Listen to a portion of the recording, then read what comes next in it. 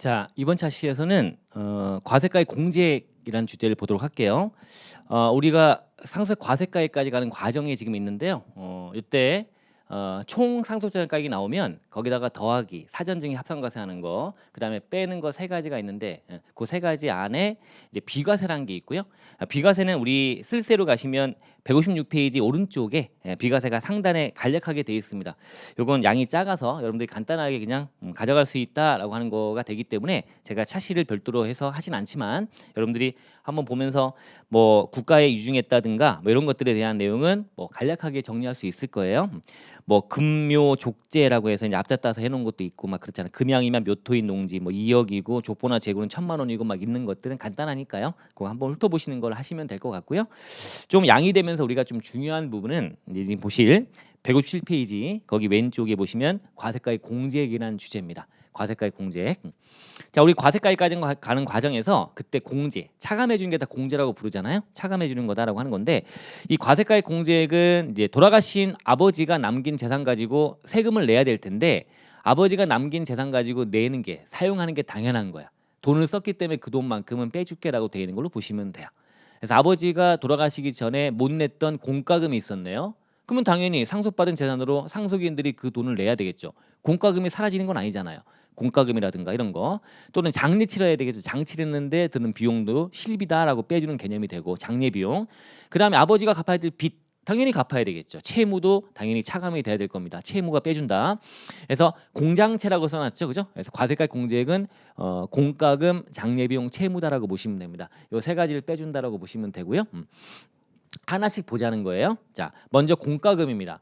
자, 아버지가 돌아가시기 전에 못 냈던 공과금이 있었구나. 그 공과금은 정의가 일단 피상속인이 납부할 의무가 있는 상태로 돌아가신 거지. 그거를 승계받아 갖고 내는 조세. 자, 우리가 법인세법 등 보시면은 이제 조세라는 거는 공과금의 정의에 합당하지 않잖아요. 그래서 조세의 정의에 공과금이 합당하지 않은 거지. 말하자면 이 조세랑 다른 거다. 그렇게 얘기하지만 이 상증세 쪽에서 이 공과금이라는 틀 안에는 조세도 들어가요. 그래서 아버지가 못 냈던 세금 승계받아 내는 것도 공과금으로 빠지네요. 일단 납세물 승계라고 하는 거가 나오고요. 그 승계가 되고 그때 이제 또 아버지가 내야 될 세금 어떻게 구할 거냐도 우리 소득세법에 보시면은 이제 소득금액 계산 특례 쪽에 들어가서 이제 그때 피상속인과 상속인 소득은 구분 계산한다는 등 이런 얘기 들어봤던 거 그런 식으로 했던 그 내용이에요. 그 내용에 조세각이 들어와서 공과금으로 빠진다라고 보시면 됩니다. 아시죠? 그래서 조세도 공과금으로 취급하는 거나 여기서는 아버지가 내야 될 세금 아버지가 못 낸 국민연금 등의 공공요금, 공과금 같은 거 일반적인 이런 것들을 상속인들이 내야 되기 때문에 이거는 공제해 준다. 자, 근데 제외되는 것이 있죠. 이제 제외되는 거는 이게 뭔가 공과금처럼 내는 건 맞는데 보니까 돌아가신 아버지가 내야 될 의무인데 그걸 못 내고 돌아가신 상태다. 그게 아니라 이제 상속 개시 이후에 상속인들의 어떤 규칙 사유가 있어 갖고요. 생겨나는 그런 납세 의무는 제외한다는 겁니다. 이런 것들은 당연히 이제 빼주는 거 아니죠, 그죠? 상속인이 상속받아 갖고 그 이행하는 과정에서 잘못된 거에 따라 비롯된 어떤 이런 것들은 제외한다는 겁니다. 당연하죠. 그래서 이 정의 합당하지 않기 때문에 그런 의미를 이해하시면 됩니다. 첫 번째 공과금, 두 번째가 장치려야죠. 장례 비용이 들어갔다. 장례 비용도 이거 표현하는 거 보면은 이제 약간 모르는 사람처럼 표현하고 막 그래요. 여러분 잘 간략한 듯 보여도 잘 표현할 수 있도록 잡아 놓으셔야 됩니다. 장례 치르는 거 당연히 일반적으로 최하 500은 해줍니다. 기본적으로 최소 500은 해줘요. 입증하지 못하더라도요. 일단 기본으로는 그리고 입증을 하면 더 큰 금액을 너 얼마나 썼니? 장례 비용으로 그래 갖고 와봐 입증할 수 있으면 빼주는데 아무리 입증을 하더라도 너무 호화스럽게 장례를 치른다든가 막 그래서 엄청나게 돈 들어간 거야. 그러면 일단 1,000만 원은 못 넘게 할 거야. 그래서 500부터 1,000 사이네요. 1,000만 원 최대 1,000만 원까지 요 사이 금액을 해준다라고 보시면 됩니다. 최하 500은 해주고요. 그다음에 입증하면 더 큰 금액을 받을 수 있으나 1,000만 원 넘지 못한다. 근데 이건 일반 장례비고요. 이제 요즘 보면은 뭐 특수한 장례들 많이 하잖아요, 그죠? 그래서 뭐 수목장이라든가 뭐 이런 것들, 그래서 봉안 납골당이라든가 이런 것들이 또 어떻게 보면 요즘은 또 일반적일 수 있겠네. 어쨌든 다들 많이 하니까 어쨌든 봉안 시설이라든가 자연장지 이런 것들에 대한 거는 특수장례비라고 봐서요. 일반 장례비랑 별개로 이런 거 하면 비용이 좀 들잖아. 납골당 이런 것들 하는 과정에서도 이런 것들은 최대 500만 원 한도 입증하게 되면 요만큼 빼준다. 그럼 입증을 많이 해서 넘친다라고 한다면 최대 1,500만 원까지는 장례비용 공제가 되는 거라고 보시면 되겠네요. 이때 장례비에서 약간 좀 살붙여 놓은 것이 장례를 또 외국에서 또 치르게 된 거예요. 그럼 외국에 나간 것도 입증만 한다면 그러면 차감이 가능하다라고 돼 있는데 장례 치르는 비용과 관련이 없다고 보는 게 49제 비용이에요. 이런 것들은 이제 내용이 먼저 49제 비용 성급하는 경우도 포함해서 이건 49제잖아요. 장례 치르는 거 연속된 걸로 볼 수도 있으나 법에서는 규정에서는 49제 비용 같은 거는 장례비로는 인정하지 않겠다라고 돼 있습니다. 이렇게 보시면 되겠네요. 자, 공장까지 온 겁니다. 이제 채무가 가장 중요합니다. 양도 좀 되고요. 그럼 돌아가신 아버지가 빚 갚아야 되는 게 있었던 거예요. 그럼 채무를 당연히 이제 상속인들이 갚아야 되기 때문에 채무로 빼준다라고 돼 있는데 이때 당연히 채무라 함은 당연히 입증해야죠. 입증. 그게 아버지 돌아가신 아버지가 갚아야 될 빚이 맞느냐 입증할 수 있어야 되는 거예요. 입증 못하는데 그냥 아버지가 갚을 빚이래. 그냥 무턱대고 빼면 안 되겠죠. 그죠? 입증이 돼야 되겠지. 그러면 단계를 잘 밟아볼게요. 보세요. 먼저 입증해야 된다. 입증 요건 채무 입증. 가공 채무 같은 거 집어넣으면 안 되죠. 그죠? 이런 것들. 그러니까 입증을 해야 돼. 어떻게 입증하느냐 밑에 박스예요. 자, 이게 채무가 국가나 지자체 등 또는 금융기관 확실하잖아요. 이런 채무래요. 그러면 그 해당 기관에서 확인할 서류 같은 걸 입증하면 됩니다. 이건 당연히 떼 받아서 입증하면 되겠죠. 그죠? 떼주겠지? 그래서 이건 당연히 입증이 100% 된다고 보시면 돼요. 근데 외의 것들은 입증이 좀 안 되는 거죠, 이제. 그래서 나머지 채무다. 국가나 지자체, 금융기관 등에 대한 채무가 아니다. 라고 한다면 이때는 각종의 이제 확실하게 계약서라든가 채권자 확인서라든가 담보 설정 등에 대한 내용이라든가 어떤 각종의 확인 서류를 제출하래요. 이런 것들을 제출하랍니다. 타이트하게 보겠다는 거예요. 이거는 확실하죠 거의. 그러니까 이런 것들만 그냥 떼서 하면 되는데 좀 더 타이트하게 본다고 생각하시면 되고요. 이때 이제 동그라미 2번에 나온 내용으로서 이제 한편 밑에 피상속인이 위 1번에 확실한 채무가 아닌 그 외의 채무래요. 2번에 나와 이런 것들이죠. 그 외의 거 이런 채무로서 상속인의 변제 의무가 없는 거 추정된다는 거예요. 아 이거 보니까 채무가 가공이구만. 이건 믿음이 안 가는데라고 이제 추정된다면 입증해야 되겠죠. 입증을 못한다면 이제 추정이니까 입증을 못한다면 채무로서 공제하지 않는다는 거야. 근데 이제 법전의 표현이 웃게 돼 있죠. 자, 채무로 안 빼주면 그만 아닙니까? 근데 빼준대요. 채무로 빼주되 빼는 효과가 없게 하기 위해서 과세가액에 또 산입한답니다. 말하자면 과세가액에 더하기 했다가 이제 채무로 빼줘 버린다는 거야. 채무로 빼준다. 빼주는데 더한다는 거죠. 빼는데 더하기가 있어 버리니까 결과적으로는 공제하지 않는 효과를 내는 거다 이거죠. 이렇게 법전에 표현돼 있어요. 그냥 가공 채무 등으로서 확인할 수 없는 변제 의무가 있는 걸로 볼 수 없는 경우라 한다면 채무로 빼주지 않을 거야 라고 하면 되는데 그렇게 표현하지 않고 채무는 다 채무로 넣되 이게 입증이 안 되고 확인이 안 되고 추정된다면 없는 걸로 추정된다면 과세가액에 더하기 하래요. 과세가액에 더하기 하고 채무로 빼주면 더하기 빼기니까 똔똔해버리면 없잖아요. 반영이 안 되는 것처럼 되는 거다. 결론은 그렇게 좀 표현. 근데 여러분들이 그냥 채무를 공제하지 않는다 하면 뭐 감점이 될까요? 쟤는 뭐 정확히는 뭐 교수님마다 성향이 근데 법조문대로 하는 거를 충실하게 하는 거를 원하시니까 그렇다면 이렇게 표현하는 것도 더 좋을 거다라고 보시면 됩니다. 요거는 결론이 그렇고요. 채무는 이렇게 판단하는 거예요. 아셨죠? 채무 쭉 해서 여기 입증해야 된다. 입증 책임은 납세의무자한테 있다. 이런 식으로 해서 흘러가는 흐름을 잘 잡아놓으시면 돼. 이게 출발이고요. 여기서 얹어지는 게 두 가지가 얹어지는데 자 보세요. 증여 채무가 있고 보증 채무가 있습니다. 자, 먼저 증여 채무예요. 증여 채무. 자, 우리 이전 차시에서 이제 증여 채무에 대해서는 이거를 채무로 빼줄 거냐. 증여 채무란 말은 돌아가신 아버지가 누구한테 증여할 거야라고 한 아직 증여 안 했어. 증여하기로 한 계약을 맺은 상태로 돌아가신 거예요.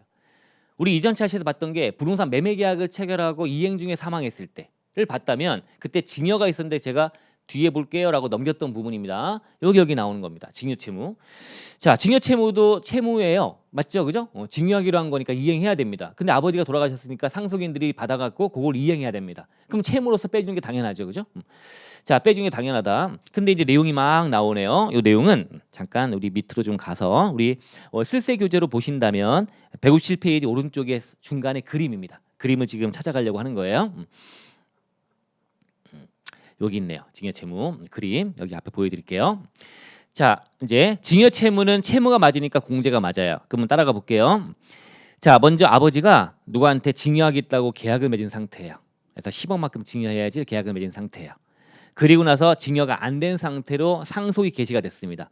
이때 남긴 재산이 얼마냐 봤더니 20억이랍니다. 20억이에요. 그러면 이제 이때 채무는 당연히 증여 채무는 이행해야 되는 거니까 상속인들 입장에서는 아까 공장채 보고 있죠? 채무로서 과세가액 공제액으로서 여기서 10억을 뺀다는 겁니다. 원래대로 한다면 10억이 이제 마이너스죠. 이제 이렇게 10억이 마이너스하는 거죠. 이제 10억을 과세가의 공제액으로서 빼주는 게 맞아요. 자, 원래 맞아요. 그러면 이제 10억 남겠죠? 10억 남아서 10억에다가 세율 때려서 세금을 낼 겁니다. 10억이면 이게 과표라고 쳤을 때 세금이 2억 4천 나옵니다. 과표 기준으로 세금을 넣는 거예요. 2억 4천 이렇게 나와요. 그런 다음에 증여가 이행이 되겠죠. 이제 증여 채무는 채무로 빼준 다음에 실제 증여가 돼야죠. 이제 당연히 상속인들이 아버지의 뜻대로 이제 계약을 당연히 상대방 증여받기로 한 자는 와서 아버지가 당신 아버지가 한 거니까 증여해 주세요라고 하면 당연히 이행해야 되는 겁니다. 그럼 증여가 이행이 돼요. 이행되는 과정에서 이제 다시 증여니까 증여세 매길 거 아닙니까? 증여세. 그래서 이때 10억이다라고 증여세 매기게 되면 그러면 이건 가만히 보니까 이때 채무로 빠지고 나중에 사후에 증여를 통해 갖고요. 이게 분산돼 버리는 거야. 이런 일이 없다면 20억 갖고 세금 내야 되는데 누진 세율 체계에서 20억이면 6억 4천 세금 나와야 되는데 채무로 빼주니까 2억 4천에다가 실제 증여할 때 또 10억이면 또 2억 4천이니까 4억 8천만 원만큼 내니까 1억 6천만 원만큼 세금이 절감되는 겁니다. 말은 절감인데 이건 세법은 회피라고 보는 거지. 자, 그래? 이런 일이 발생하면 안 되지 라고 해서 이것도 문제가 있네 라고 봐서 이걸 무턱대고 뭐라고 하는 게 아니라 자, 받아. 우리가 사전증여에 대해서 합산과세하는 거는 상속인은 10년 내 그다음에 상속인 외의자는 5년 내 합산과세가 되듯이 이때 이 증여라는 계약도 역시 상속인은 10년이고 외의자는 5년 요 기간 내에 증여 계약을 맺었다면 이 증여 계약 맺은 거는 이거는 증여 채무로 빼주지 않겠다 이렇게 해버린 거예요. 채무로 차감하지 않겠대요. 자, 그러면 이때 상속인에게 10년 외의자 5년 내에 증여 계약을 맺은 거래. 이게 만약에 그래 버리면 얘는 채무로 빼주지 않습니다. 안 빼줘 버립니다. 그러니까 20억 그대로 가서 세금을 다 내란 얘기죠. 이제 그죠? 이렇게 그래서 이때 분산되는 걸로 취급하는 거예요. 사전증여로 분산하는 거랑 마찬가지. 이게 사후증여가 되는 거야 말하자면. 사후증여 효과가 있기 때문에 이건 분명히 상속인 외의자긴 드물고 상속인에게 장난치겠죠. 이제 상속인에게 증여하기로 했다. 내 아들 딸에게 증여하기로 했다라고 해서 하고 이후에 저는 증여하는 겁니다라고 해서 이렇게 피해가는 걸 막자. 그래서 요거는 채무를 안 빼준다는 겁니다. 채무 안 빼준다네요. 채무를 안 빼주고 이때 그러면 채무를 안 뺐으니까 20억에다가 세금 6억 4천만 원끔 낼 겁니다. 그죠? 안 빼주니까요. 그리고 나서 이제 증여가 이행이 됩니다. 그래 버리면 또 증여니까 또 증여세 매길 거 아니야. 그래 버리면 또 이중과세 문제가 발생하잖아. 그러니까 이게 어떻게 보면 우리 지난 차시에서 정당한 세율 조정조항 키워드 외웠죠? 이것도 역시 정당한 세율 받게 하자 그런 의미로 안 빼준다 채무를. 그리고 나서 조정조항이란 건데 어떻게 조정할 거냐? 이거는 이렇게 하재요. 우리가 사인증여는 이제 상속세만 내는 걸로 돼 있지 않습니까? 그죠? 사인증여는 그게 사인증여로 보겠대. 그래서 이때 증여가 이행될 때 이거는 이때로 와서 처음에 사전 사인증여가 돼서 그 전에 증여 계약을 맺고 사망을 통해서 증여가 돼버린 걸로. 그래서 상속세만 낸 걸로 크게 낸 거다 이거죠. 안 빼줬으니까. 이러니까 또다시 증여세 부담은 지운다 안 지운다? 증여세 부담은 지우지 않는다는 거죠. 증여세를 매기지 않겠다고 돼 있습니다. 사인증여로 봐서 이렇게 해서 매긴다 이렇게 돼 있습니다. 파란 거는 이제 이따 보시면 되고 일단 따라오셨죠 여기까지? 그래서 이렇게 하고 있다. 요 내용이 앞에 정리가 돼 있는 거예요. 자, 근데 만약에 이제 이걸 벗어났대요. 10년 내 5년 내 이게 아니라 그 전에 만약에 했대요. 증여 계약을. 그러면 기간 이전에 계약을 했다면 증여는 맞죠? 그냥 그대로 가면 돼요. 당연히 그랬다면 여기서 이제 어떻게 하는 거야? 여기서는 채무로 빼주는 거지. 채무로 빼주고 다시금 증여 일어나면 증여세 매기는 걸로 간다라고 보시면 됩니다. 원래대로 하면 되는 거예요. 그죠? 이렇게 하면 된다. 요게 상당히 중요한 것 같죠? 그죠? 증여 채무에 대해서 자, 잘 봐놓으시면 됩니다. 요거 정리하는 걸로 다시 올라가 볼게요. 자, 증여 채무. 자, 증여 채무는 다음의 채무는 과세까지 공제하지 않는다. 뭐겠어요? 다음의 채무가? 당연히 상속인에게 10년, 외의자에게 5년. 요거죠? 1번, 2번. 상속인에게 10년, 외의자는 5년 내에 증여 채무를 졌다면 이거는 당연히 채무로 빼주지 않겠다. 그랬다가 나중에 진짜 증여가 이제 이행이 된다라고 한다면 그때는 사인 증여로 봐서 미리 세금 낸 거니까 다시금 증여세 부과하지 않겠다. 이미 상속세만 내면 됐으니까.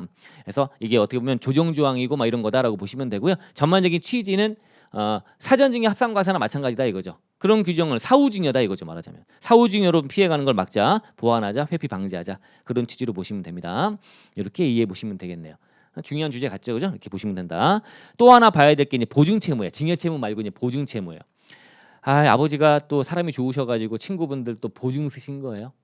보증 섰고 이제 그랬다가 만약에 그 친구분 유사시가 발생하게 되면 그럼 이제 보증채무 이행해서 빚을 갚아야 되는 거니까 아버지가 그랬다면 어머니는 엄청나게 이제 뭐라고 하시겠죠, 그죠? 이렇게 상황이다. 근데 보증채무. 그러면 당연히 이제 보증채무가 있는 상태다. 채무라는 표현이 좀 그런데 아버지가 돌아가시기 전에 보증을 섰고요. 그리고 나서 이제 돌아가신 거예요. 근데 아직까지 이제 그 아버지 친구분이 뭔가 어떤 사건이 발생하지 않은 거지 이제. 아직 갚을 시간 남아 있는 거예요. 그럼 기다려 봐야죠. 보증은 그 아버지 친구분이 빚을 못 갚았을 때 보증 채무가 실행이 되는 거니까. 그죠? 그러니까 아직까지는 아닌 거니까 그럼 이 상황에서 자, 아버지가 돌아가시기 전에 보증을 섰고 그다음에 이제 돌아가셨는데 아직 그 보증승 상대방 그 친구분이 갚아야 될 빚 갚을 날짜가 도래하지 않은 상태예요. 그렇다면 이걸 채무로 뺄 수 있습니까? 없습니까? 어떻게 될지 모르는 상황이잖아요. 아직 확정되지 않은 상태잖아요. 갚아야 될 게. 아버지가 갚아야 될 빚이 돼야 되는데 근데 아직까지 그 친구분이 돈 갚을 날짜가 남아 있고 하게 되면 기다려봐야죠. 아직 모르는 거잖아요. 그래서 이걸 미확정 채무라고 불러요. 아직 확정되지 않은 상태지. 그러니까 채무로 빼주면 안 되는 겁니다. 안 되는 거예요. 그랬는데 아버지가 돌아가시고 나서 한 1년쯤 있다가 그 친구분이 빚 갚을 날짜까지 됐는데 못 갚았기 때문에 이제 은행에서는 돈 빌려준 은행에서는 이제 보증 채무를 이행하라고 하면서 막 치고 들어온 거예요. 그래서 결국은 싸워갖고 소송 붙고 막 등등했는데 진 거야. 그래서 이제 갚아야 되게 되는 거야. 보증 채무가 돼버린 겁니다. 이때는 확정 채무로 바뀌는 거지 이제. 그래버리면 채무로 이제 갚고 이제 갚았으니까 그만큼 채무니까 이 상속세 계산할 때는 또 빼줘야 되겠죠.